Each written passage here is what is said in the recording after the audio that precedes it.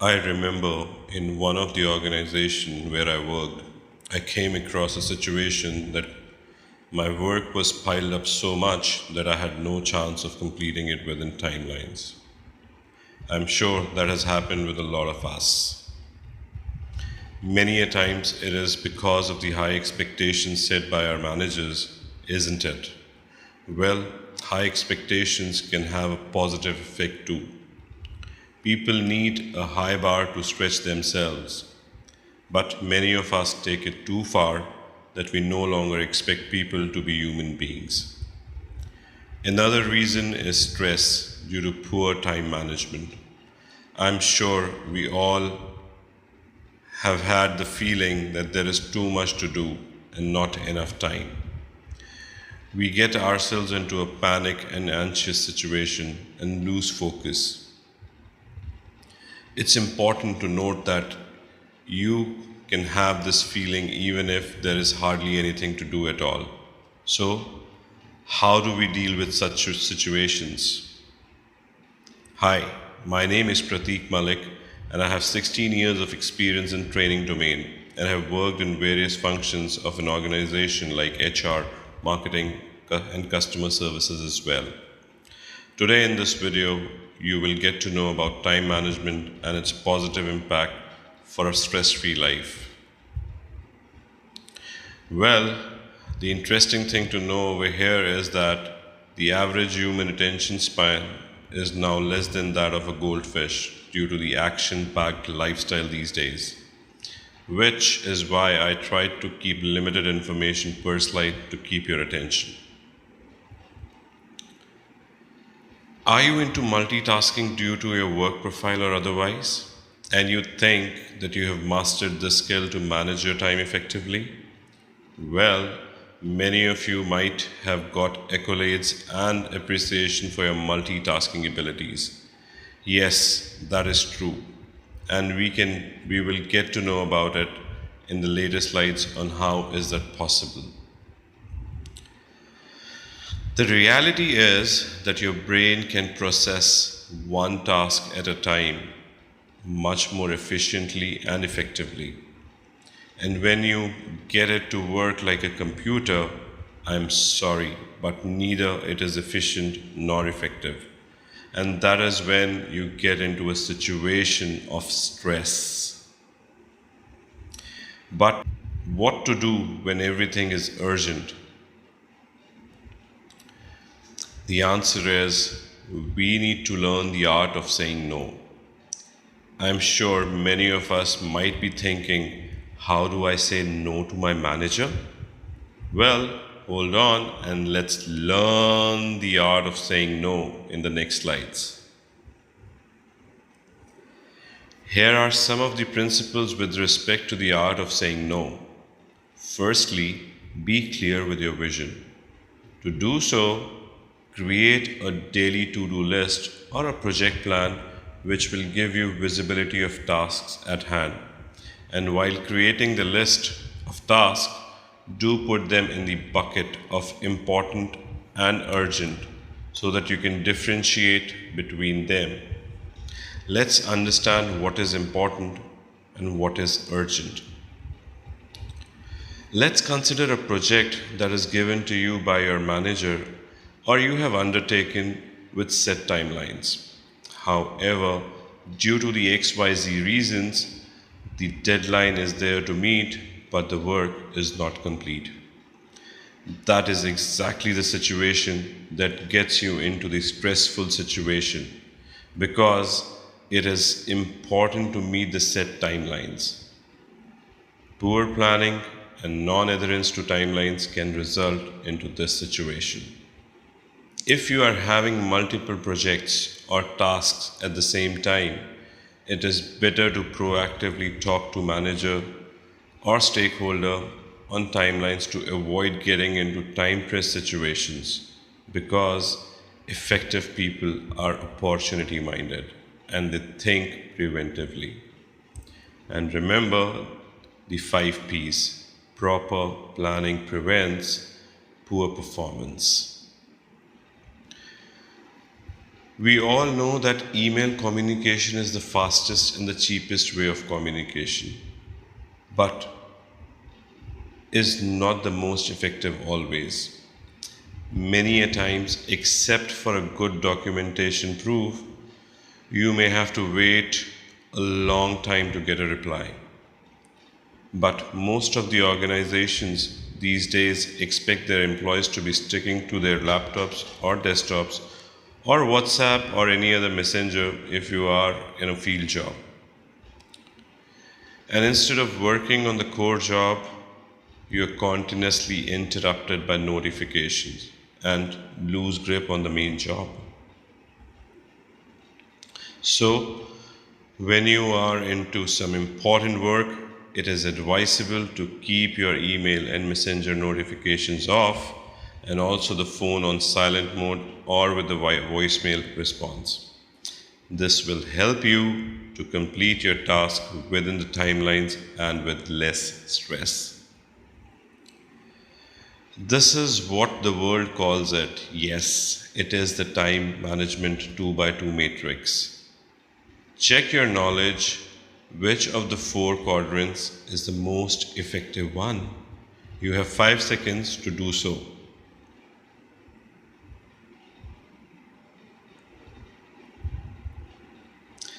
I'm sure you would have guessed it right by now. Yes, it is the quadrant 2. Take proactive approach, communicate with your manager or stakeholders to build relations, check for new opportunity, and of course, plan properly for a super time management and stress-free life. And that is the first principle to time management. Second principle says realize that saying no is okay. So don't be afraid to say no. Use the communication medium you're comfortable with, like written, it could be in the email form or messenger, or you can even use verbal means like face to face or telephonic. Most of us, when we get into a stressful situation, we lose our calm and patience. As a result, the reaction comes, which is mostly not construed as a healthy sign of one's emotional intelligence. And hence, the manager or stakeholders loses confidence in you. So always be respectful of one's position in the hierarchy and be polite while conveying your no. If you're occupied doing something important and you don't have bandwidth to take on something new, it is better to provide an alternative to the person rather than just holding on that task with you. Believe me, the other person would be happy to take it to the next person and have respect for you. When you are in middle of something and you have doubt on your schedule or your bandwidth, then always ask for time to check your schedule and ensure that you respond as soon as possible. If you apply these principles, believe me, you will be able to manage your time better. Even Warren Buffett says the difference between the successful people and really successful people is that really successful people say no to almost everything. So, one should have a clear vision of what they want in life and filter off things which are not important. But corporate world doesn't let you work with only the art of saying no. And in the next slides, you will get to know what the smart workers do at the office to call them the multitaskers. It is not always the way we plan our day or week or month. There are unprecedented ad hoc tasks each day. So, how do you manage time with routine and ad hoc tasks? Here are the 3 principles of time management for you to deal with ad hoc and repeated tasks which consume your bandwidth and, of course, This is the remedy for a less stressful life. Three pillars are automation, delegation, and outsourcing. If you are an individual contributor, which means that you do not have a team reporting to you, be with me for a little while more to know on how to exercise delegation. And for managers who, of course, have a team, it would be an exciting new experience to channelize their released bandwidth into innovation if they apply these three pillars. Automation of work can really free up your bandwidth, but first of all, it is important to identify which tasks are to be automated so that you can channelize your thoughts into it. So, tasks which are to be repeated on daily or weekly basis, it makes more sense to automate them on priority. You might have to stretch yourself a bit initially, but it will really give you more bandwidth later and also an opportunity to be called as multitasker at your workplace. Most of the organizations are data driven and have established data systems to publish reports, which, when brought into system, were well thought of, but lose the grip with changing market conditions. So the option available to them is either to upgrade their system heavy by heavy reinvestment or to hire manpower for generation of the information. The information is majorly required in the Excel and presentation form.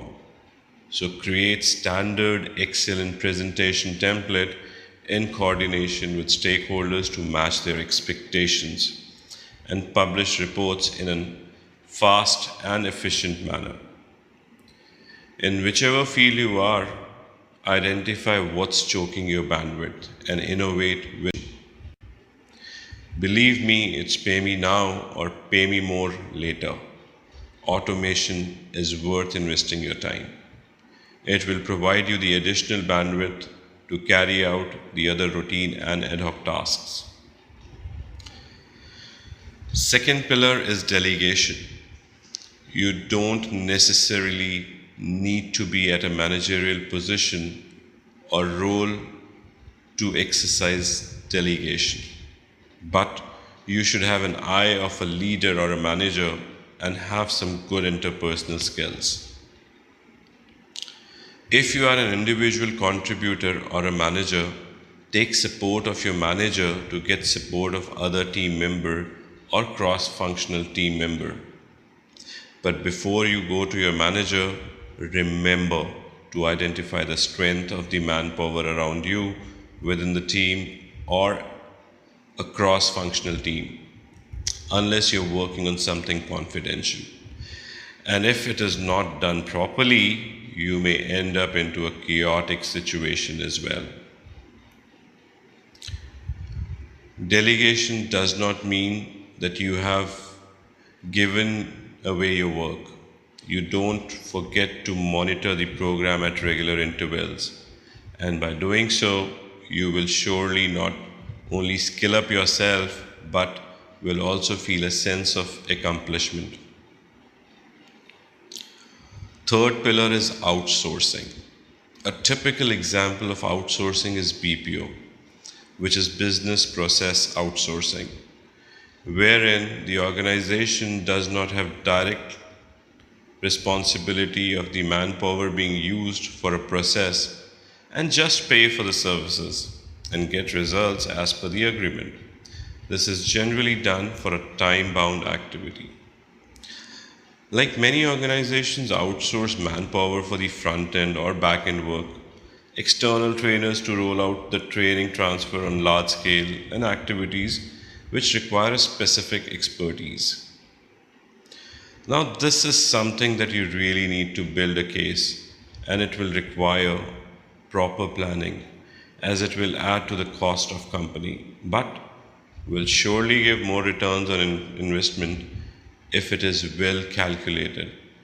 because it can really empower you to do things beyond your bandwidth and, in many cases, your capabilities as well. When to plan for outsourcing.